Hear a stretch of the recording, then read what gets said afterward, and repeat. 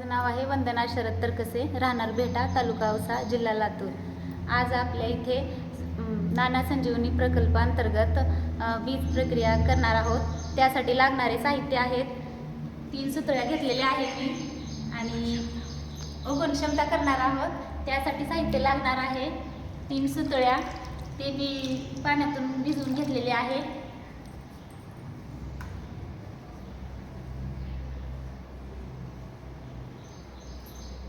हे सुतळ्या असे खाली टाकून ठेवायचं आहे।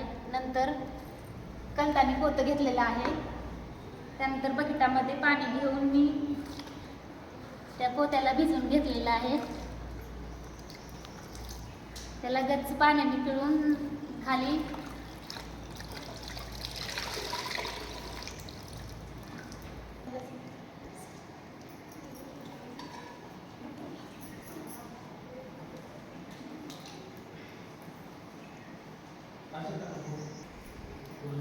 नाही, बियाणाची उगवण क्षमता करण्यासाठी मी बी निवडलेलं नाही आहे, असंच घेतलेलं आहे।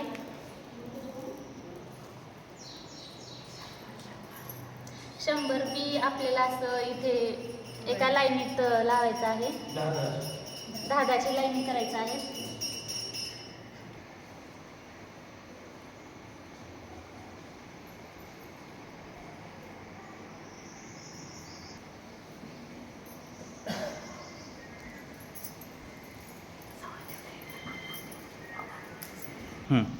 अशा प्रकारे ही बी घेऊन 10-10च्या लाईनी 10 करायचे आहेत। नंतर आपण ह्याला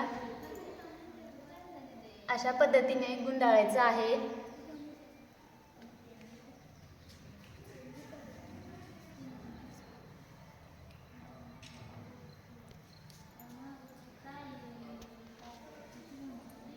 हे निघू नये म्हणून असं सुतळ्या बांधायच्या आहेत।